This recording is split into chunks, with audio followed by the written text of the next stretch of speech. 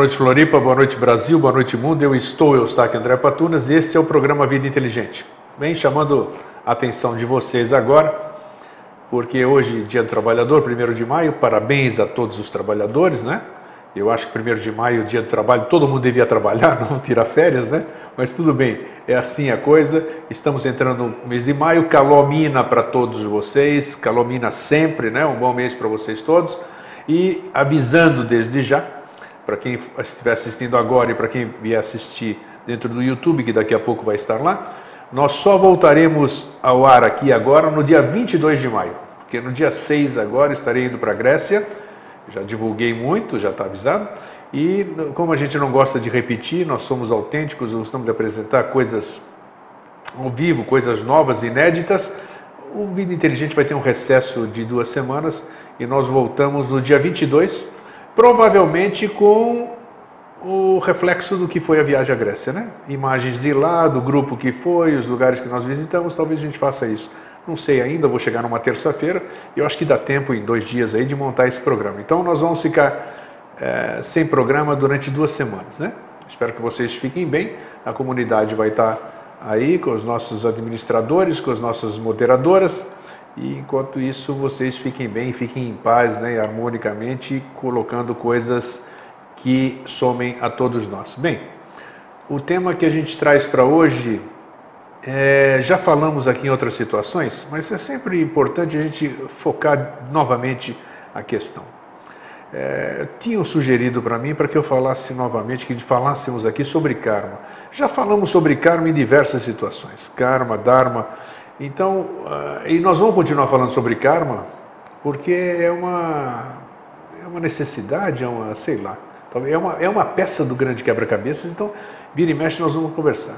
Mas hoje o que apareceu foi exatamente o que nós estamos fazendo aqui. Já falamos sobre esse tema, mas aí, pensando com os meus botões, olha, puxa vida, tem tantas pessoas que vêm aqui, alguns vêm e se dedicam a fazer alguma coisa pela sua família, por si próprio, pela sua cidade, pelo seu país, pelo planeta, né? Uma série de coisas. Às vezes as pessoas nem sabem o que estão fazendo, seguem alguma coisa interior, seguem a sua cabeça, seguem as influências que você não percebe que você adquire, né? Com essa mídia que está sempre com mensagens subliminares. Mas a história e o título do nosso programa de hoje é se nós estamos aqui a passeio ou se nós estamos aqui a trabalho. Se nós estamos, como foi na chamada, não pode existir passeio se não existir trabalho. Porque se você não trabalha, você não pode passear. Nesse mundo que nós estamos vendo aqui, que a gente precisa desses valores monetários para a gente se locomover. Então, o que nós estamos fazendo aqui?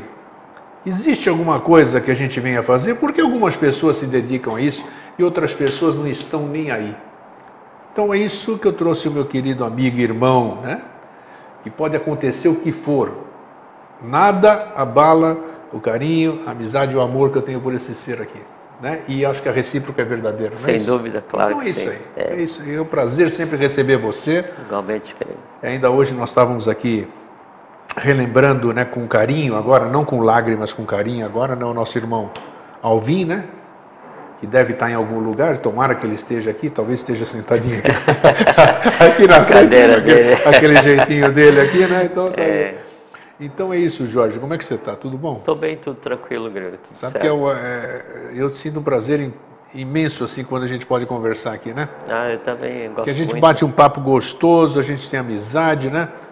A gente comunga as mesmas coisas, todo mundo tem as diferenças, né, os seus pontos de vista, mas se a gente não tivesse, o que seria? Né? Isso é o que motiva tudo. Não, e a gente aprende na própria conversa, no dia a dia, nesse ir e vir, aí a gente eu tenho aprendido muito. Né? Muito aprendizado, muito gostoso, até o que vocês participam também na nossa comunidade do Vida Inteligente, nos trazendo questionamentos, né? Puxa vida, isso aí. Nós não temos, olha só a audácia, né, nós, né? Eu não sei de nada, mas nós não temos todas as respostas. Nós somos aprendizes também, nós estamos aqui para aprender. Conforme a gente vai mexendo nas coisas, como já disse o Jorge, né? As coisas se apresentam e aí sim nós podemos enxergá-las, cada um com a sua sensibilidade de perceber as coisas, e aí sim. Então isso é um aprendizado. Então é isso que nós estamos fazendo juntamente com vocês. Que nós temos somente as nossas próprias respostas para aquelas perguntas que nós já descobrimos que temos que nos fazer. Então, fora disso, né? Olha que interessante, porque tem um montão de perguntas que a gente nem sabe o que tem que fazer para nós mesmos, né? Então a gente pensa que daí não tem ainda o que responder. Só que a gente só sabe ou só vive naquilo que a gente acha que é o suficiente. Verdade. Né?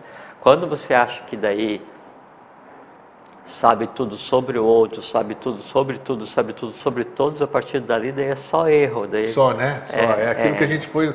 O título do programa é aquele que sabe, acha que sabe, toda aquela... isso, né? Dali para frente é só bobagem, né? Só. Então, aí passa a você pensar que está vivendo, mas você está só alimentando assim, aquelas coisas assim, a empáfia, a arrogância, essas coisas assim que daí não levam ninguém para lugar nenhum para cima, só levam para baixo, né? Mas depois aí, e a escada é uma só e é só tua. Aí você faz besteira, você desce. Aí você pode até sentar para chorar no degrau, para se arrepender. Só que é o seguinte, vai ter que levantar e subir de novo sozinho, não tem jeito. É verdade, com certeza. É você mesmo que vai fazer isso. Não tem jeito.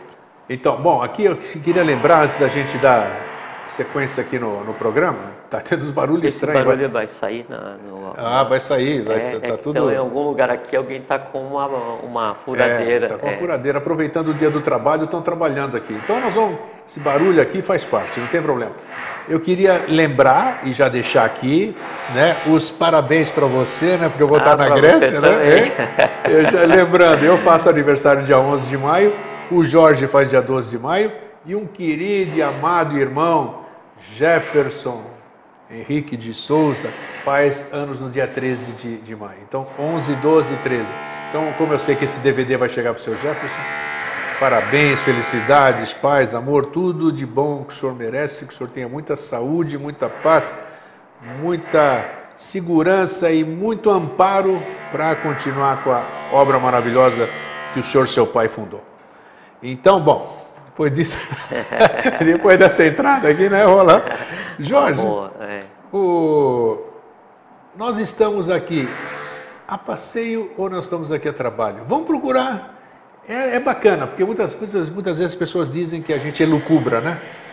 Mas, tudo bem, mas nós temos que começar de algum ponto, né? Elucubração, assim, é você pegar e fazer uma mistura, né? O que vai dar valor ou não a isso é que tipo de elemento você coloca na mistura. Exatamente, é isso aí. E aí, assim, uma vez a mistura pronta, está na mesa. Se serve quem quer. Tem razão. Não é?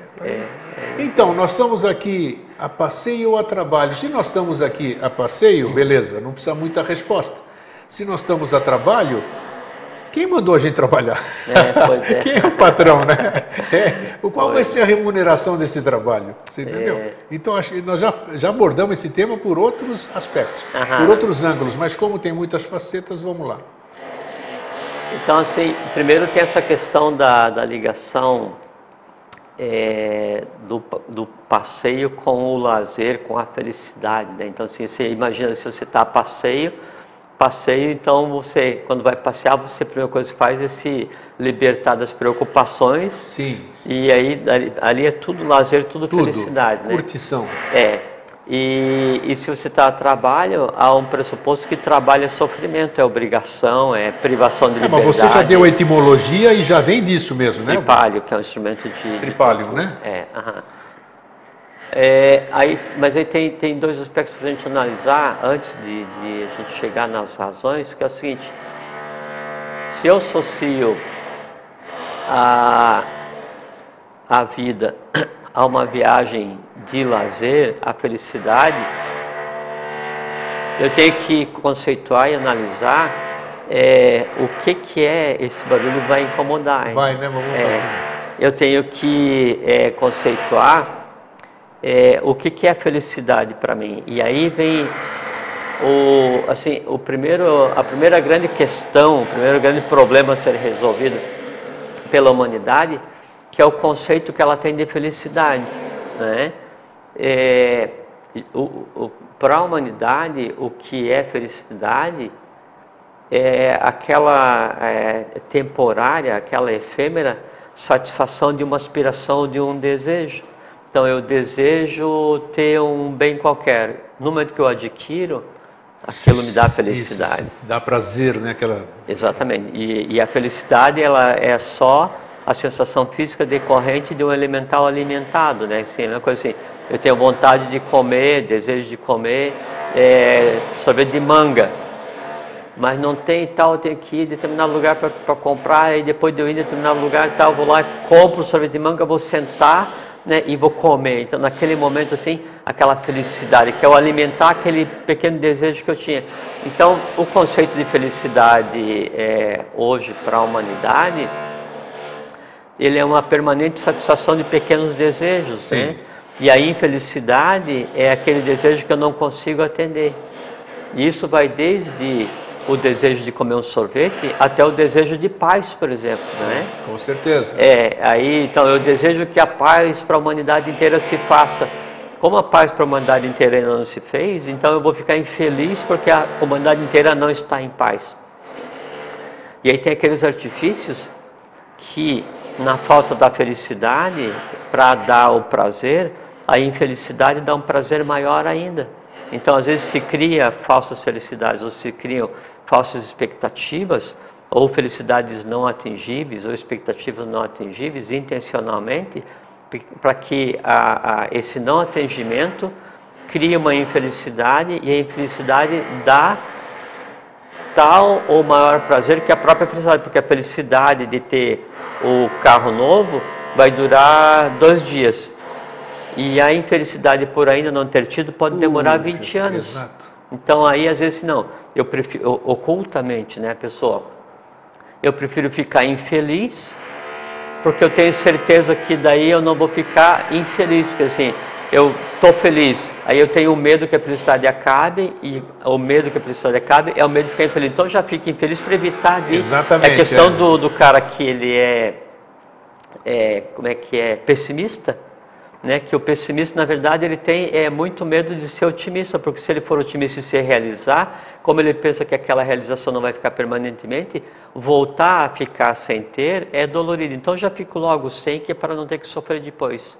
A questão do medo do imprevisto, do improvável, né? O imprevisto, ele significa sempre um medo de que aconteça alguma coisa errada. Por quê? Porque se acontecer uma coisa boa, eu não vou conseguir manter essa coisa boa a vida inteira, uma interpretação errada humana, né? Então é melhor logo ficar triste, esculhambado. Então a questão da felicidade, ela é sempre essa satisfação de pequenas coisas do dia a dia, mas isso não é felicidade, né? Isso é satisfação de desejo, diferente de felicidade. A felicidade seria aquilo que a humanidade conseguiria e que viria de uma razão não externa, né? Não dependeria de um elemento externo para acontecer. Então eu não dependo de nada para estar feliz, né? Se eu tenho problemas ou não, se eu tenho dinheiro ou não, se eu estou com saúde ou não, se está tudo bem ou não, se a humanidade está perfeita ou não, são elementos que fazem parte desse momento evolucional. O meu estado individual, né, esse tem que ser preservado. Como é que você está? Eu estou sempre bem. Entende? Essa que é a diferença, e que vai dar essa primeira parte da resposta sobre se a gente está aqui a passeio ou a lazer, né? A passeio quer dizer felicidade. Então, se é felicidade, então a vida vai me dar felicidade permanentemente todos os dias? Depende, né? A gente outro dia falou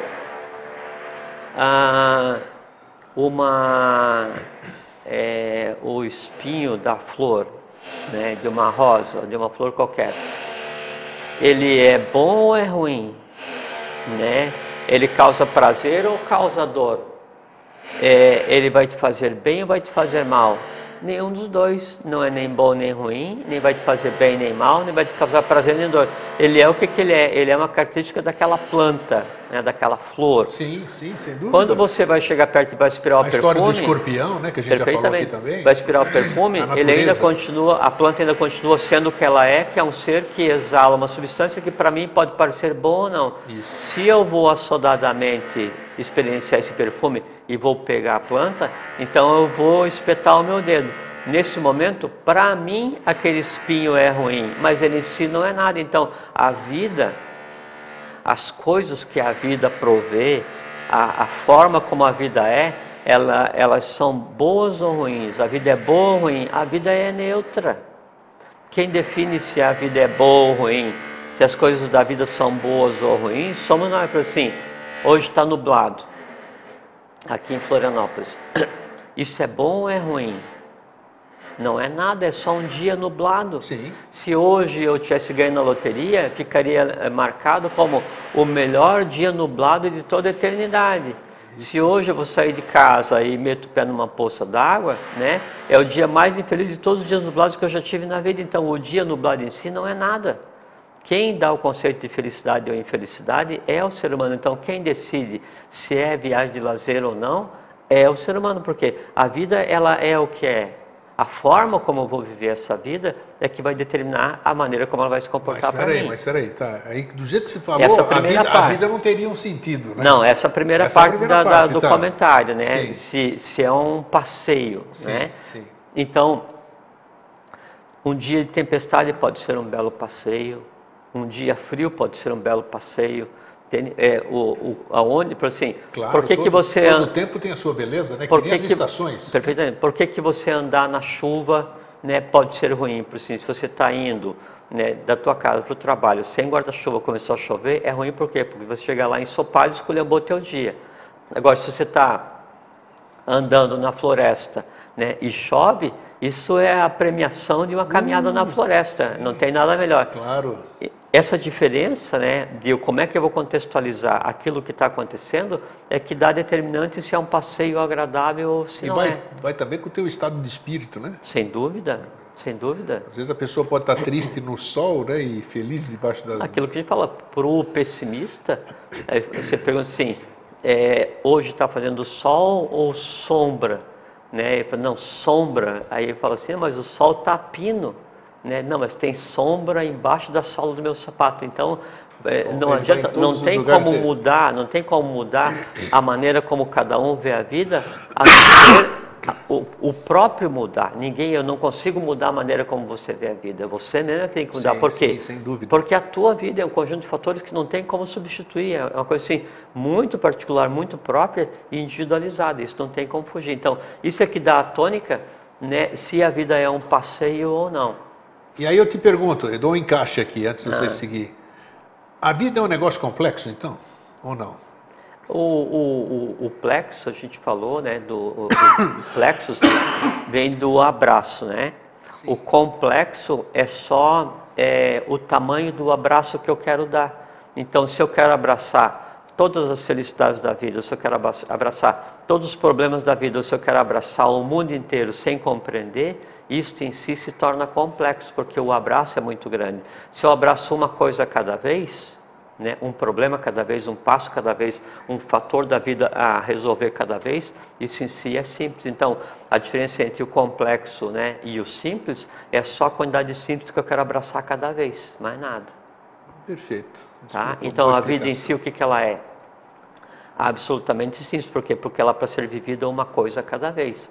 Se eu quero unir uma série de expectativas, dores, amores, horrores, medos, tensões, quanto mais coisas eu coloco no meu abraço, né, mais complexo fica, porque cada coisa que eu abraço, eu vou compartilhar vitalidade. Se eu compartilho vitalidade, aquela coisa quer em mim ser resolvida, e quanto mais coisas eu tenho para resolver em mim mesmo, mais complexo fica a vida. Nessa questão do passeio ao trabalho, quando apareceu, vem do seguinte, por exemplo, eu ouço muitas pessoas, e posso falar por mim também, né?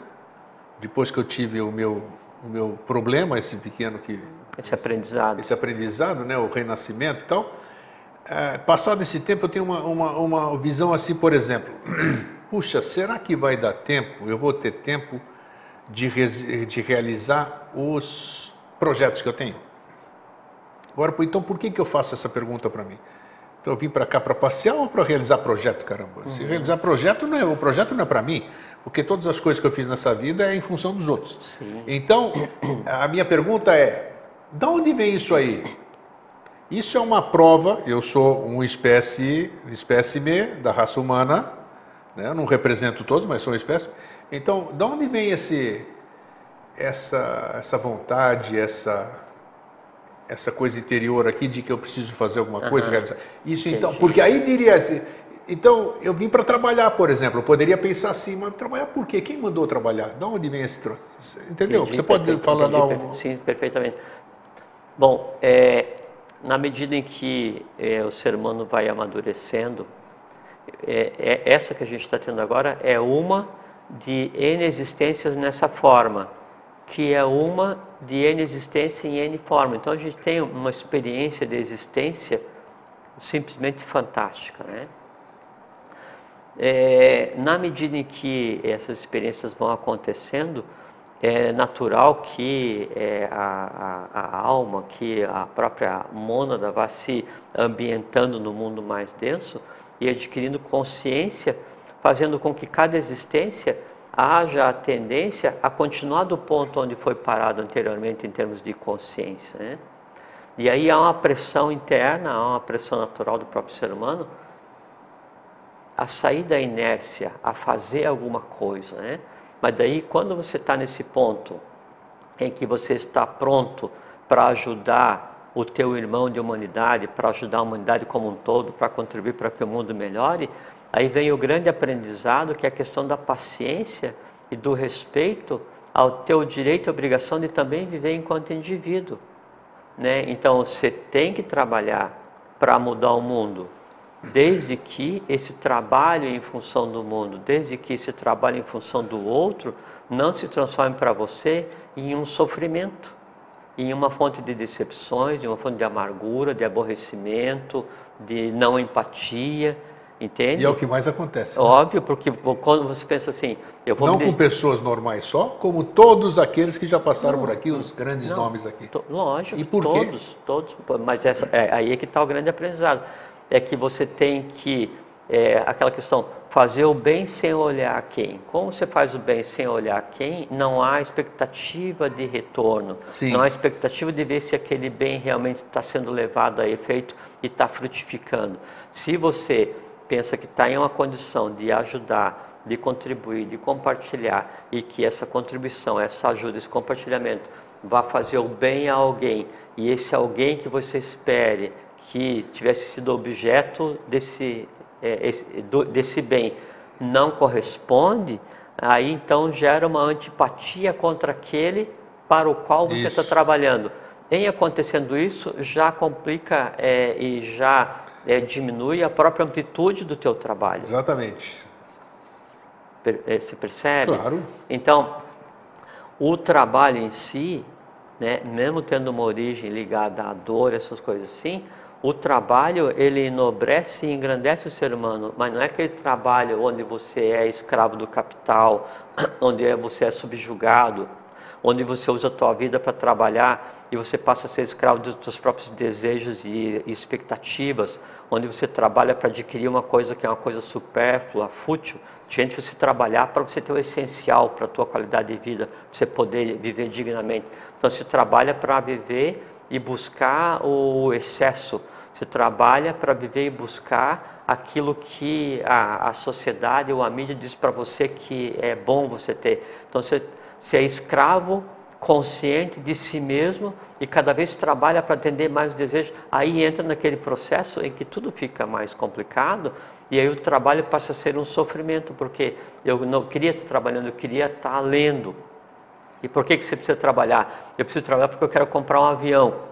Mas se você estiver no avião, você vai conseguir ler? Não, porque eu estou viajando. E o que você quer? Então esse tipo de determinante de qual é que é o meu objetivo é que vai fazer com que eu consiga conceituar e contextualizar o trabalho em sofrimento ou em lazer, ou em coisa boa. Então o trabalho para a humanidade, o trabalho para a tua comunidade, o trabalho para a tua nação, o trabalho para a tua família e principalmente o trabalho para você mesmo, né? Ele tem que ser acima de tudo uma coisa pacífica, harmônica e que te dê felicidade. Outro dia, olha, apareceu aqui, outro dia eu estava ouvindo, alguém me indicou uma palestra de alguém dentro de uma outra doutrina, né? E que contou dentro da sua experiência exatamente o que você está acabando de dizer.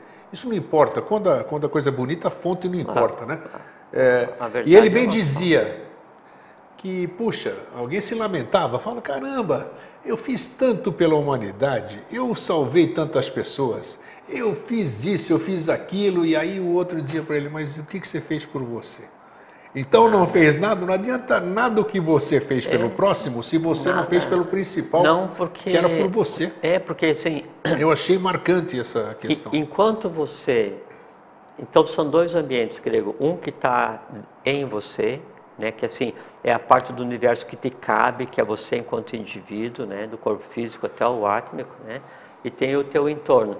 Enquanto houver uma diferença de pressão, né, vamos falar pressão ou vibração, entre você e o teu entorno, quer dizer, a maneira como você é internamente e a maneira como você parece ser para os outros, né, essa diferença de vibração, a diferença de pressão entre você, né, ele vai te causar sempre insatisfação e tristeza, por mais oculta que seja, porque daí a pessoa, ela é de uma maneira e aí esquece a maneira como ela é, faz de conta que não é e trabalha para ajudar os outros. Ela vive a maior de todas as falsidades, que é a falsidade para si mesmo. Exatamente, é o que mais tem. Não, nossa, eu sou lógico, assim, um monte de gente não, assim. Não é, é que todas as pessoas tendem a agir assim, se esquecendo que o primeiro lugar do universo que tem que ser arranjado, né, é dentro de si mesmo. Tenha dúvida disso, não tenha dúvida. Aí sim. E é o lugar mais complicado também. Claro que é, claro que é o lugar mais complexo, porque é o lugar mais oculto. Isso, né? isso. Lógico. E uma vez que daí dentro de você as coisas estejam harmonizadas, não precisa estar harmônica 100%, mas harmonizadas, quer dizer, você tenha conseguido estabelecer paz nessa tua parte do latifúndio, né? Aí então você sabe realmente o que é paz e consegue repartir com os outros o que você tem. Porque entra aquela história, ninguém dá aquilo que não tem. Ninguém dá, porque quando você vai repartir a paz com os outros, mesmo que você consiga falar sobre a paz, o verbo que você profere, ele tem que estar alavancado numa realidade. Isso. Como ele não está alavancado, ele é só o eco de alguma coisa que não existe. E é perceptível, né? Porque a palavra tem energia, não. né? E aí, só que acontece, ela não se mantém. Assim, ó, vou te dar um copo com água, você dá o copo, mas ali não tem água porque a tua fonte está seca. Se você tem uma fonte, então você dá um pouco da tua água e quando alguém for tomar, ali tem água. E aí você ensina com isso. Então essa diferença, né? É a mesma coisa assim, eu faço parte de uma sociedade e eu vou e faço a ritualística e eu vou e sou o adepto perfeito, me visto de branco, né? Ótimo. Só que é o seguinte, eu odeio visceralmente um determinado partido político. Quando alguém, não sei o quê... Está tocando num assunto bom agora. Você, assim, você é completamente pacífico, mas você cultiva e existe em você, não um poço, mas um lençol freático inteiro de ódio. Isso é hipocrisia? Não, é imaturidade. É imaturidade. É imaturidade iniciática, né? Assim, é desconhecer a si mesmo. Então, você em si é um lençol freático de ódio, de raiva, de coisas assim, né? E você faz de conta que você é um discípulo. É o que mais tem. Faz parte, né? Então, o que acontece é que você tem que primeiro dar aquela atenção para que você esteja mais ou menos equilibrado, mais ou menos harmônico, mais ou menos, não precisa estar 100%. Porque aqui nesse mundo ninguém está 100%. Está todo mundo em processo de aprendizado, depende de quem seja, está aprendendo. Para que você seja honesto com você mesmo e honesto para com aqueles que te veem, que te cercam, que compartilham, que aprendem, que te ensinam, esse tipo de coisa. Quando acontecer isso que é uma coisa que é interessante. Daí a pessoa passa a ser real e honesta, né? E passa a ser amada mesmo nos seus erros. Entende? Porque ela em si erra, né?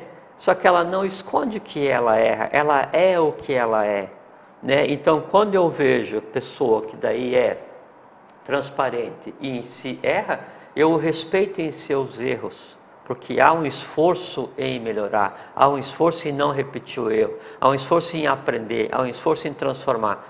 É diferente daquela pessoa que ela ocultamente é de uma maneira, internamente, e externamente tenta ser de outra maneira, e ela não consegue ser honesta, né, e equilibrada. Nem consigo, nem com os outros, né? Mesmo. É isso mesmo. Né? E aí isso gera uma panela de pressão que cedo ou tarde rompe, né? E vai ter que ser resolvida aquela questão. A gente falou do medo do escuro, da morte, essas coisas assim. A pessoa que tem medo do escuro, que tem medo da morte, no âmago, na verdade, né, ela tem medo de si mesma. Por quê? Porque no escuro e na morte, aquilo que em você existe está sem parede, está sem máscara, é exteriorizado e você vai ter que contemplar tudo. Você falou isso no tema morte ali 2 vezes, ali, nos 2 programas, né? Então, a vida, o professor fala assim, quer ver?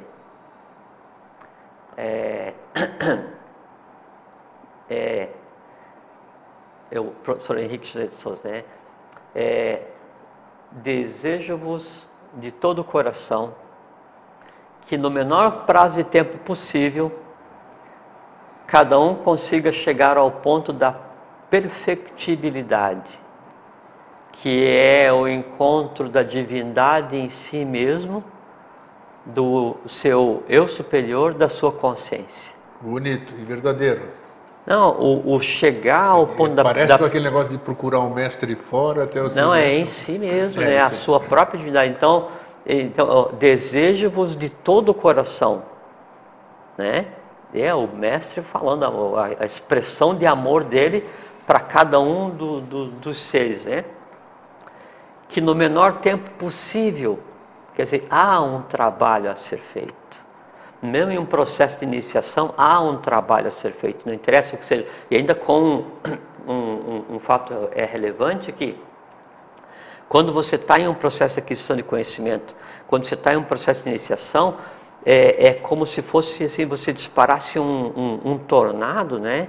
E o tornado, então, ele é um conjunto de forças que pega e traz as coisas para dentro de si mesmo, e aquilo que existe em si de mais oculto, ele é torcido sobre si e arremessado para todos os lados a toda a velocidade possível. Então, quando a pessoa entra em um processo de iniciação, aí é que a tralha oculta começa a aparecer e se exteriorizar.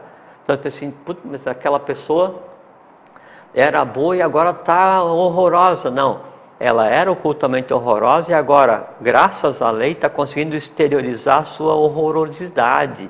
Para quê? Para melhorar. Então, no menor tempo, no menor prazo possível, consiga chegar ao ponto da perfectibilidade, que é encontrar a divindade em si mesmo. Então, todo o ideal cósmico, todo o ideal humano, todo o ideal evolucional, tudo que se possa desejar em termos de existência, a gente vai perceber que já está em nós mesmos. O que acontece é que cada ser humano é uma unidade em evolução, onde o eu em mim, meu eu superior, tem que aprender o dia a dia, tem que aprender a ser humano, quer dizer, o espírito tem que aprender a ser como uma alma e a ver o mundo a partir do ponto de vista da alma, e a alma tem que aprender a ver o universo a partir do ponto de vista do espírito.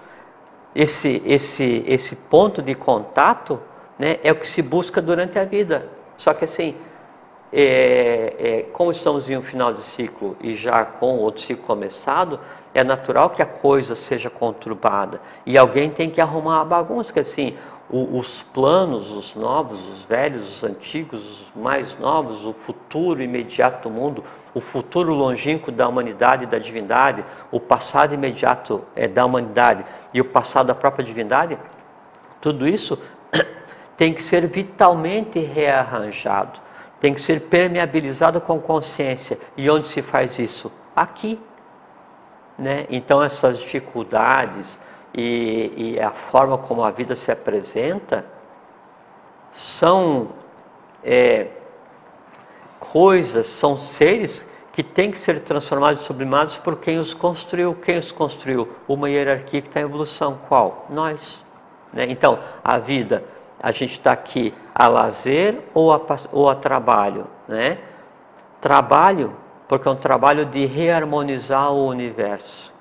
né? Mas só que é um trabalho que nos dá satisfação. É como o professor fala, o máximo da satisfação é a satisfação pelo dever cumprido, né? Mesmo que esse dever resulte em um trabalho. Só que esse trabalho não é sofrimento. No momento em que você vê a vida como trabalho e você vê esse trabalho como sofrimento, você transformou o sofrimento em lazer e você passa a ser um reclamador profissional. Você não é digno da vida.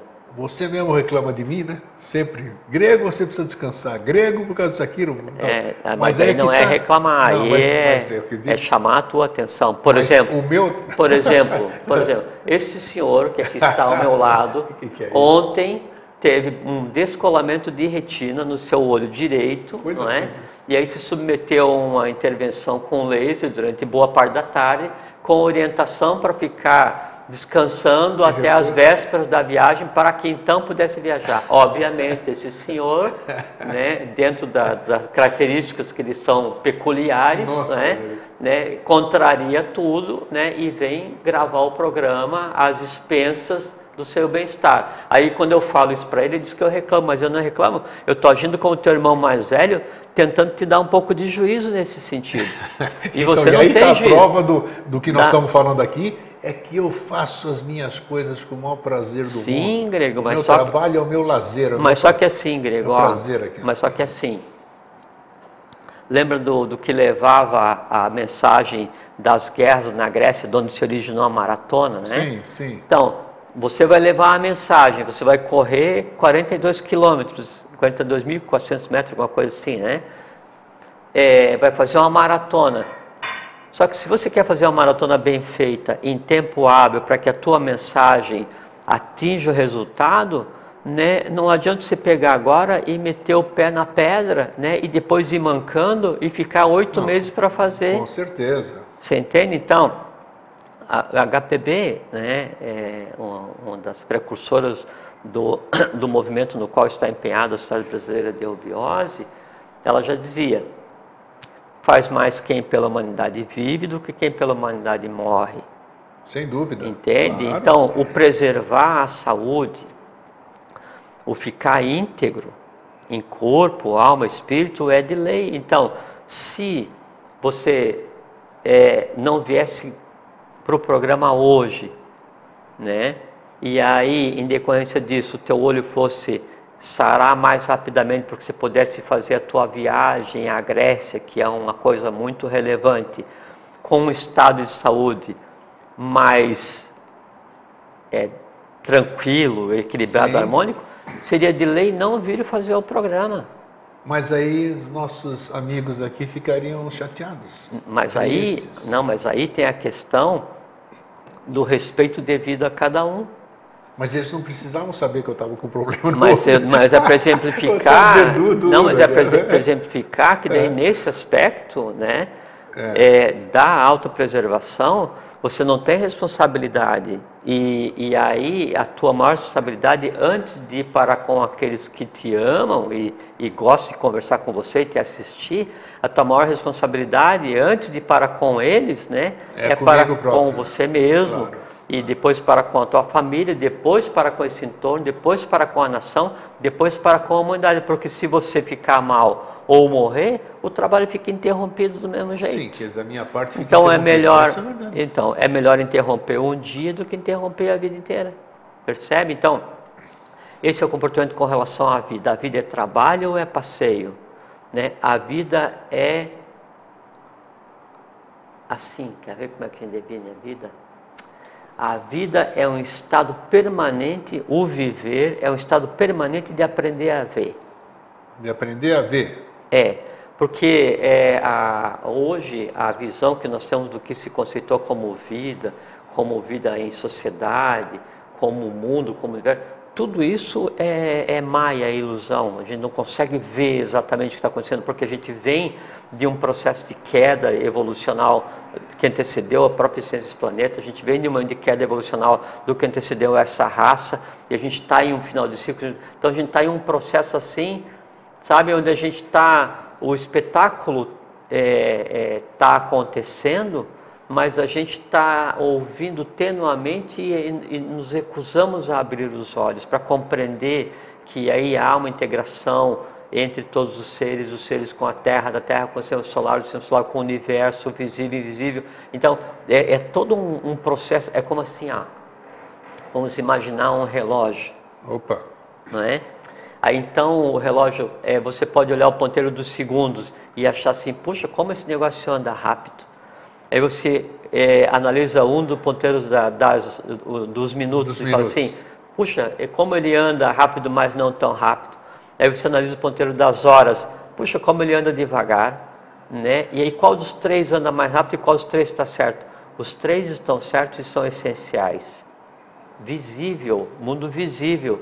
Só que daí por trás daquele mundo visível, há todas as engrenagens que giram mais lentamente do que aquelas que são visíveis e são tão essenciais quanto aquelas que são visíveis. Até que chega um ponto em que existe o quê? A bateria do relógio, a alma do relógio, de onde tudo emana. E além da questão do relógio, da alma do relógio, da bateria do relógio, de onde tudo emana, há uma questão superior ainda, que é o seguinte: o que é o tempo?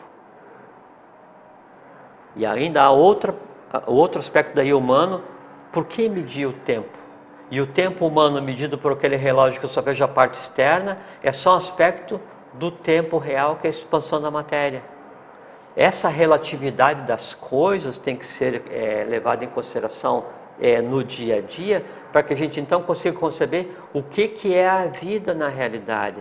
É trabalho evolucional, é trabalho de transformação, só que esse trabalho de transformação, esse trabalho evolucional, que é o adquirir consciência, que é o chegar ao ponto da perfectibilidade para encontrar a divindade em si mesmo, isso em si é só o que é, não é nem bom nem mal, não devia ser nem lazer, nem tristeza, nem trabalho, no sentido de tripalho, e nem felicidade permanente, nem alegria extrema, nem sofrimento permanente, porque na vida humana, tanto a alegria extrema, quanto o sofrimento extremo, tanto a alegria efêmera, quanto o sofrimento diário, tudo isso é só a forma como eu vejo, né, a derivada das coisas que em si precisam buscar a harmonia, e a harmonia em si é a neutralidade. Então, o que é o relógio? Ele é o que é. Para que ele serve? Para analisar humanamente um aspecto de algo divino em compreensão, ou a ser compreendido. O que é a vida? Ela é o que é. E o que ela é? Ela é um artifício evolucional para que o divino compreenda a matéria e para que a matéria compreenda o divino. Fora disso, é só lazer humano. Você está falando de matéria.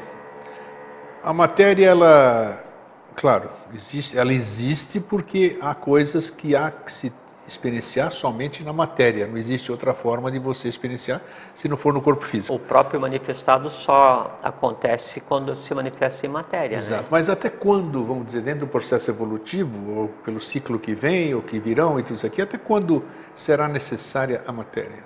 Nós vamos ser seres flogísticos na próxima. Sem dúvida. Totalmente, todo mundo vai ser flogístico. E ainda assim continua sendo matéria. Não deixa de ser a matéria, o próprio espírito é matéria, porque a Atman é matéria, Budi é matéria, a mente abstrata. O que acontece é que daí para cada plano junta 7 átomos primordiais de um plano para gerar um do plano seguinte. Então, não deixa de ser matéria, exatamente, só que é menos densa, é mais sutil, perfeitamente, né? Então, onde é que está o astral? Está dentro de mim. Onde é que está o vital? Dentro de mim. Onde é que está a mente concreta? Onde é que está o espírito? Onde é que está o universo? Dentro de mim. Por quê? Porque o mais sutil tende a existir nos espaços do mais concreto. Então, o universo não é do concreto para fora, é do fora para o concreto. Qual é que é o ponto mais denso em evolução hoje? Isso que a gente concitou como matéria, que é onde é que a gente está vivendo agora. Aí tudo converge para que esse ponto adquira consciência do ponto extremo. Né? Em que momento não vai existir mais matéria? Aí isso eu não sei te dizer. Mas ela a gente vive um ciclo evolucional que vai então da projeção da matéria inconsciente até a descida na matéria mais densa, e essa matéria mais densa se transformar em matéria menos densa consciente, que é transformar vida e energia em vida consciente. Chega um ponto em que essa própria matéria deixa de existir e o universo, enquanto o universo deixa de existir, mas esse universo deixar de existir é só uma noite de descanso. né, é uma noite de Parabrahma, uma noite de Brahma, né? E aí depois de determinado momento isso pulsa e a matéria volta a existir em N universos. Quando vai terminar? Aí vem aquela questão que o tempo, do ponto de vista cósmico, ele simplesmente não existe, né? A gente olhando pelo uma mente abstrata, vamos dizer assim, mente concreta, né? Mente concreta, a gente fala, puxa, a gente não devia nem estar falando isso aqui, porque são coisas que nós não vamos alcançar nunca, né? Não, isso é um engano da Leda, é o do marido da Leda, é o Ledo engano. Ah, o Ledo engano, isso é o Ledo engano. Porque assim, nós temos, isso é uma dádiva, nós temos obrigação de fazer com que a mente concreta aprenda a abstrair o mais alto possível, o mais abstrato possível. Por quê? Porque isso é que é a razão da evolução. Lembra do Pramana? Pramana, sim. P-R-A-M-A-N-A, primeiro A com circunflexo, último A com circunflexo. Pramana é você vibrar para cima e para baixo na mesma altura do objeto você falou aqui diversas vezes. Que você está querendo aprender. Então, se a gente está falando agora, né, em um momento em que sequer existe a matéria, obrigatoriamente, esse momento em que sequer existe a matéria, temos que criar um símile e trazer para a mente concreta, né, trazer para o quarto sistema, para daí então pesar, medir, contar e emitir uma opinião. Essa matéria do plano mental concreto, onde eu fiz um símile, onde eu fiz pramana do momento da não manifestação, ela em si jamais será a mesma. Por quê? Porque agora ela tem a impressão da própria origem das coisas. Isso é que é a iniciação, isso é que é a razão da existência. Tudo bem, mas para chegar nisso aí é necessário discernimento. Porque nós estamos falando aqui de uma determinada escola. Existem N escolas. Claro, como as pessoas então podem saber? Não, é que assim, Grego, o mundo astral, dividido em 7 planos, cada um em 7, vamos tratar só do astral, tem em si todo o resultado evolucional da cadeia que nos antecedeu. E há muita coisa para ser resolvida, há muitos cantos a serem varridos, né? Há muitos buracos a serem descobertos, e alguém tem que fazer isso. Então, quando você vê alguém, né, indo por um caminho que você considera, puxa, mas que caminho errado aquela pessoa está tomando, não é?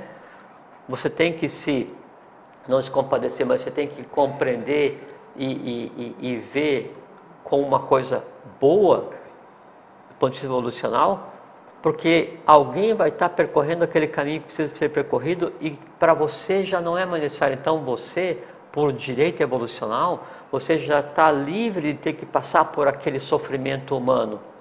E aquela criatura mais nova, aquela criatura ainda em processo, ela vai ter que amargar, ela vai ter que pegar e andar aquilo até que amadureça e veja que aquele caminho tinha uma função que já cumpriu, quero mostrar para ela o que é o conceito de eu, então se desvencilha daquilo e segue, até que chegue a um ponto em que ninguém mais tenha que passar naquele caminho de dores, de espinhos, não é? E aquele caminho de dores e espinhos deixa de ser percorrido e a mata o preenche e ele deixa de ser um caminho. Porque você está falando, esse caminho é o conhecimento, né? E o conhecimento, eu creio, né? E temos aí provas históricas inclusive, né? Não é provas conjecturais, né, de que o conhecimento está na Terra há muito tempo. Né? Tá tudo que nós queremos saber está aqui. Já passou pelas escolas antigas, lá da Atlântida, que nós falamos, e muito mais recente pela Terra, agora que eu vou revisitar, que é o meu país ali, que é a escola... A Grécia foi... Puxa vida! A Grécia foi a preparação para a consolidação de um sistema geográfico que seria a fonte de um sistema evolucional. Então, antes de acontecer o que aconteceu com a vinda do Joshua Ben Pandira e a vinda dele para tentar equilibrar o poder temporal com o poder espiritual, quer dizer, a Agartha com Roma à época, só foi possível por conta do que foi feito na Grécia. Sempre... O trabalho de Joshua Ben Pandira é uma decorrência do trabalho oculto feito na Grécia. E o que vem depois também é a decorrência do trabalho... Né? Por exemplo, se for em termos de conhecimento, etruscos, caldeus... Nossa, egípcios, já vem sumérios... Então, né? Não, eles tinham conhecimento, por assim... Vamos considerar assim, um conhecimento de 1 até 1 milhão. Em termos da eletricidade, por exemplo, né? O que Tesla fez, Nikola Tesla, que ele criou as bases porque hoje é o sustentáculo da sociedade, o que ele trouxe em termos de energia elétrica, entre 1 e 1 milhão, vamos supor que ele trouxe 5 partes de 1 milhão em termos de conhecimento, né? E esse todo conhecimento sobre a eletricidade, sobre manipular a eletricidade cósmica, o raio, as coisas assim, já era amplamente conhecido, integralmente conhecido dos etruscos, assírios, caldeus, egípcios, hindus. Só que é o conhecimento que, por assim, a época da Atlântida, foi uma das razões do fundamento da coisa como um todo. Então, se oculta o conhecimento e se devolve aos poucos para a humanidade. Entende? Aí é necessário que eu consiga dominar o trovão ou o raio para que eu consiga compreender a minha vida? Não. Sabe que isso aqui está dentro do assunto, porque tudo que a gente fala está dentro do assunto. Por que? Eu não entendi. Já te perguntei outras vezes, se apareceu eu tenho que perguntar de novo. Por que esse conhecimento que já existia, e isso aí é histórico, temos provas, ainda se encontram coisas que não se consegue reproduzir com a tecnologia de hoje, óbvio. Você sabe? Foi extraterrestre. Esquece, extraterrestre coisa nenhuma. Era ser humano que estava aqui. Claro. Por quê? O grande porquê, 5 vezes porquê. Onde se perdeu isso e por que parou? Por que existe esse ato entre todo esse conhecimento e hoje, séculos, milhares de séculos à frente, vamos dizer? Dezenas de milhares de anos. Então, por que nós estamos tentando retomar aquilo que já era nosso? O que aconteceu? Eu tenho certeza que não está preso a Atlântida, porque nós estamos falando de coisas mais recentes ainda. Atlântida é um negócio mais antigo. Da onde surgiu tudo bem. Mas chegou uma ocasião desses povos todos que você acabou de dizer, que são mais recentes, que eles tinham uma tecnologia fabulosa, dominavam uma série de coisas, sim. E de repente isso aí acabou. E aí? Por que começou do zero? A nossa civilização aqui depois da Atlântida, você citou Tesla, tudo. Sim, é que depois da Atlântida se criou um conceito que cosmicamente não existe, que é o conceito de segredo, né? Ou de mistério, né? Até então não existia, tudo pertencia a todos e cada um usava o que ele era de direito dependendo da sua Mas isso tônica. Começou quando então? Esse negócio do segredinho? Com a queda da Atlântida. Até então, por assim, você tinha um sistema de castas, não com o de castas hindu, mas um sistema baseado na sinarquia, onde cada um faz aquilo que tem competência e aquilo que lhe dá felicidade. Tá. Então, assim, eu não quero ser um sacerdote que vai manipular, né, o trovão, mas eu quero ser o agricultor que vai plantar o alface porque é da minha tônica mexer com a terra e eu sinto felicidade em ver brotar aquilo que os outros vão alimentar. Isso é o que eu gostaria de fazer. Um dia eu disse, não, eu já fiz a minha parte e agora eu quero ser um sacerdote que vai manipular o raio cósmico. Então, dentro do processo sinárquico, dentro das castas originais, eu estaria sendo direcionado para uma escola para aprender a lidar com o raio. Entende? Tudo era de todos, cada um fazia aquilo que lhe era de competência e que lhe dava felicidade harmonicamente regido pela divindade. Acontece um momento em que há a quebra desse equilíbrio. Sim. E esse conhecimento, então, ele passa a ser reservado porque a humanidade que se seguiu, ela perdeu a consciência de como fazer. Então, podemos dizer, para isso acontecer, do jeito que você está falando, ter-se-ia que desaparecer muita coisa da superfície, muito ser humano da superfície. Não, Grego, não nesse sentido. É que acontece o seguinte, então, depois se derivou para o sistema de castas, depois do Império de Han, que também era a base da sinarquia, então os ionídeas na Índia subverteram o culto solar e criaram o culto a Ione, não é? E houve uma degradação do sistema sinárquico. Então você tem o sacerdote, o guerreiro, o comerciante e o trabalhador, né? E o comerciante ele passou a dominar as outras castas, né? Tendo o dinheiro ou a manipulação do gênio do dinheiro por base. Aí o sacerdote hoje, né? Ele trabalha, exerce a função dele não em busca da paz, mas em busca do dinheiro. O guerreiro exerce essa função não para proteger e dar o padrão de ética, mas ele conquista em função do dinheiro. O comerciante, que deveria comerciar, da alimentação à arte para manter o equilíbrio. Ele comercia em busca de dinheiro e esse dinheiro em torno de poder, e aí o comerciante ele quer exercer o poder religioso e quer exercer o poder guerreiro. Isso, influenciar né? em tudo, e o trabalhador submetido, ele quer exercer o poder que o sacerdote exerce em busca do dinheiro. Então, se subverteu de tal maneira que é como se a sociedade hoje ela vivesse não em castas específicas, mas entre castas, como se fosse um conjunto de párias do ponto de vista evolucional. Nessa confusão, nesse caos social que está hoje, conscientemente induzido para que o ser humano esqueça do seu real valor e de quem realmente é, não tem como se devolver determinado poder, por assim. Hoje não tem, realmente seria muito Quando Roma foi ser isso. invadida, os sacerdotes etruscos entraram em contato e ofereceram para defender Roma contra os bárbaros, usando o poder que detinham do fogo cósmico, né? Ok. E, obviamente, Roma não concordou e caiu. Numa, o rei romano, ele detinha o conhecimento sobre o raio cósmico, manipulação. Só estou dando exemplos de conhecimento. Sim.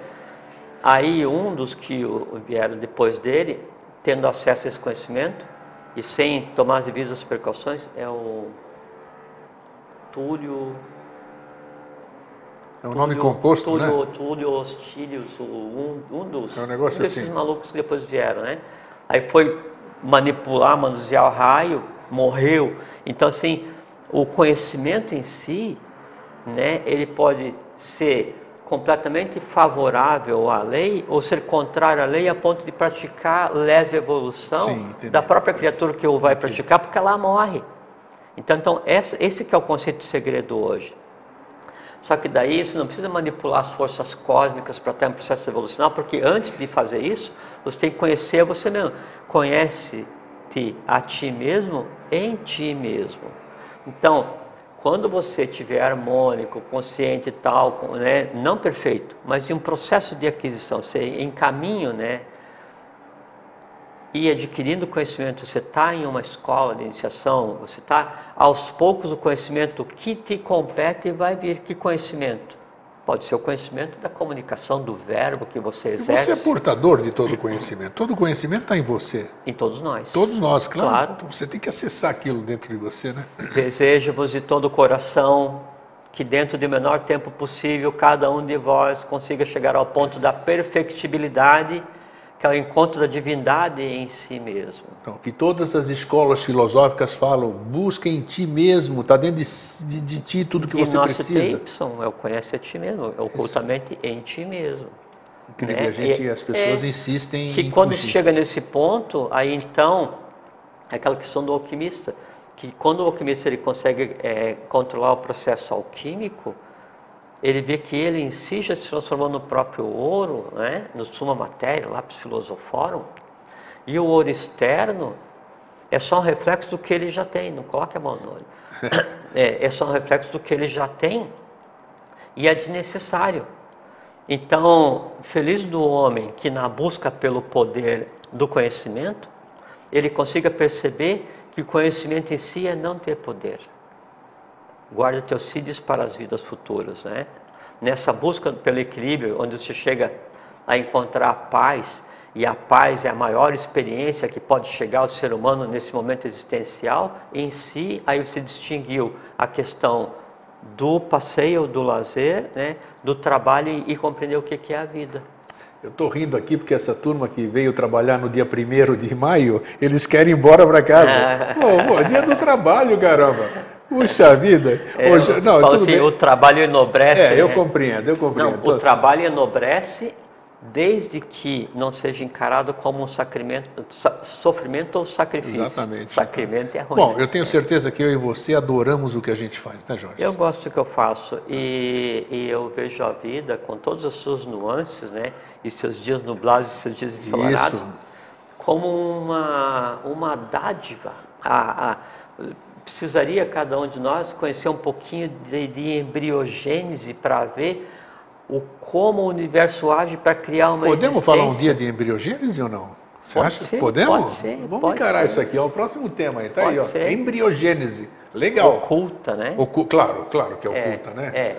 Falamos sobre cosmogênese, antropogênese, é uma coisa muito interessante. embriogênese, muito bom. Para ver o conjunto de forças que tem que ser colocado em ação para engendrar um ser humano e para você ter essa ligação do físico, vital, astral, mente concreta, mente abstrata, Buddha, Timã, quer dizer assim, todos os planos universais entrelaçados aqui em uma pessoa que acorda e se dá o direito de achar que a vida é uma nhaca.